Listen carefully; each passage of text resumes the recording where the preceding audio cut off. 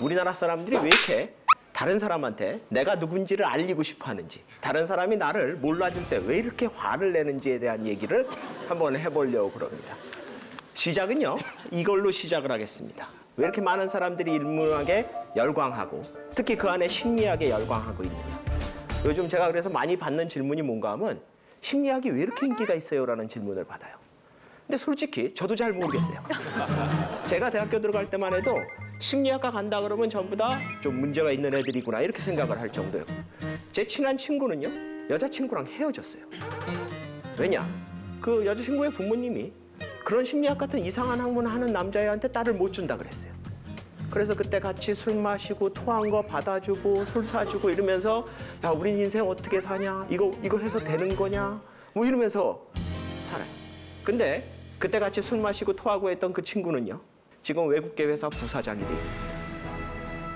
그걸 보면 그 여자친구의 부모님이 미래를 보는 안목은 좀 없었다 이렇게 볼 수가 있어요. 근데 하여튼 이 심리학이 이렇게 인기가 있어진 게요, 얼마 되지 않았습니다, 실제로는. 그럼 갑자기 이 순간에 왜 심리학이 이렇게 인기가 있냐? 그거는 어떤 분들은 대한민국이 중년의 위기다 이렇게 얘기하는 분도 있는데, 저는 대한민국을 사춘기라고 봅니다. 대한민국이 무슨 사춘기냐? 나라가 사춘기를 겪는 경우도 있냐? 논란의 여지는 있지만 말도 안 되는 일에 대해서 이쪽에선 난리치고 저쪽에선 저 난리를 치고 이렇게 갈등이 심한 이 상황을 만약에 이 세상에 어떤 대한민국을 낳은 부모님이 있다면 그 부모님이 저 위에서 이렇게 내려다보면 제 사춘기인가 봐. 그럴 수 있다라는 거예요. 그래서 저는 대한민국을 사춘기라고 봅니다. 사춘기에는요, 이런 적당한 갈등을 겪는 거는 좋아요. 왜냐? 그걸 안 겪고 가는 게 더 나쁜 게, 여기 계신 분들은 이제 뭐 20, 30대, 40대 뭐 이 정도 되신다고 치면요, 사춘기 지나셨고 이제 중년의 위기를 향해서 달려가는데요. 중년의 위기는 왜 오나 하면요, 자기가 살아왔던 이유를 포기하는 시기예요. 결혼할 때 주례가 물어봅니다. 아플 때나 힘들 때나 좋을 때나 나쁠 때나 어쩔 때나 한결같이 사랑하겠습니까? 거기다 대고 뭐 그건 그때 가서 뭐 이렇게 대답하는 사람 아무, 전부 다 네 하고 대답합니다. 나중에 가면 이걸 상대방은 거짓말이야. 당신 사랑한다고 얘기해놓고 왜 안 해? 거짓말한 게 아니에요. 그건 착각한 거예요. 할 수 있다고 생각을 한 거예요. 그런데 솔직히 결혼하고 나서 죽을 때까지 자기 배우자를 한결같이 사랑하면서 갔다. 이거 사랑 아니에요. 이거 집착이에요. 정신병이에요. 대부분의 정상적인 사람은요, 오늘은 너무 좋다가 내일은 너무너무 꼴도 보기 싫다가 좋다 막 이러면서 사는 거예요. 그게 정상이에요. 아이가 태어나면 전부 다 자기 아이는 천재인 것 같아요. 대부분 흔히 얘기해서 대한민국에서 명문대라고 하는 대학은 그냥 갈 수 있을 거라고 생각해요. 조금만 뒷바라지하면. 그런데 그 꿈이 하나하나 깨지기 시작하는 게 언제냐? 40대 중반입니다. 이제 배우자는 동거인만도 못해요. 이거 하숙도 아니고 뭐 이래요. 자식을 보면 눈앞이 캄캄해요. 그래도 어떻게든 그걸 부여잡고 끝까지 가보려고 노력을 하다가 결국에 대부분의 사람들이 두 손을 들어야 될 때가 50대 초반입니다. 왜냐? 자기 자신이 지금까지 살아온 이유가 다 의미가 없어진 거예요. 그나마 옛날에는 나았어요. 왜냐? 그 중년의 위기를 겪고 나면요, 그게 50대 중반쯤 되는데, 그러면은 수명이 60세 조금 넘어갔으니까 그냥 이러면 안 되는데 이러다가 보통 죽었어요. 근데 요즘은 그걸 깨닫고 나서 30년을 더 살라 그러는 거예요. 나는 지금 내가 살아야 될 이유를 잃어버렸는데, 다른 걸 채울 거라도 있으면 그걸 내려놓을 수 있는데, 다른 걸 찾지도 못했는데 이걸 내려놓으면 내가 살 이유가 없어져 버리는 거예요.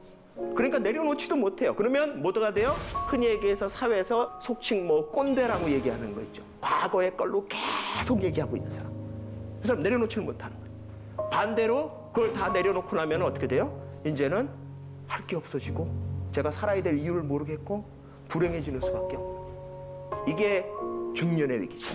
그러니까 어떻게 보면 내 머릿속에 있는 가치가 질적으로 변하는 시기입니다. 그 시기가 첫 번째 오는 게 사춘기예요. 사춘기는 뭔가 하면 태어나서 사춘기까지 아이들은요, 비슷비슷하게 큽니다. 근데 사춘기를 지나고 나면 심리학 이론이 거의 없어져 버립니다. 왜냐? 다 각기 살아요. 공통점을 찾기가 굉장히 힘들어요.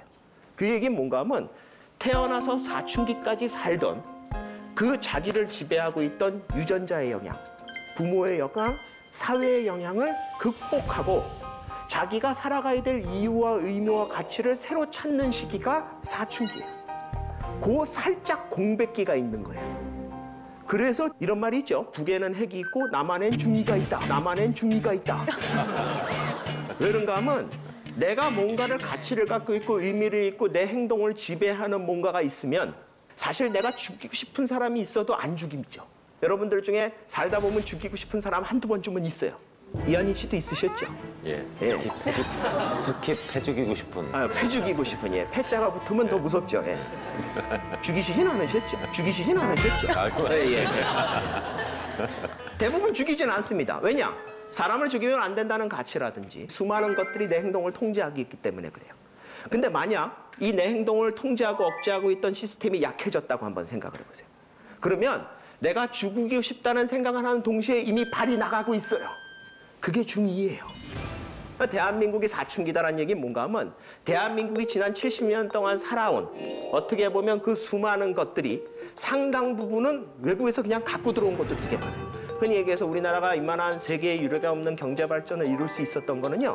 빨리빨리 그냥 뭐든지 막 받아들이는 거예요. 좋다는 거 다 받아들이는 거예요. 제도도 그렇고 뭐 환경도 그렇고 기술도 그렇고. 그때가 뭐예요?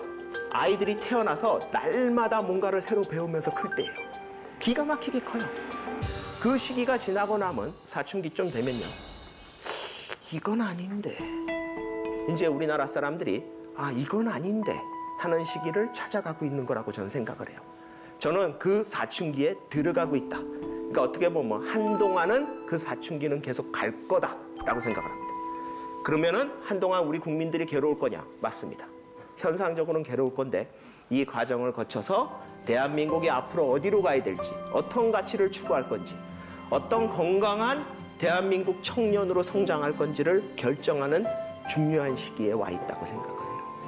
그래서 이 시기에서 우리가 해야 될 일이 뭐냐? 바로 내가 누군가에 대한 고민을 해봐야 됩니다.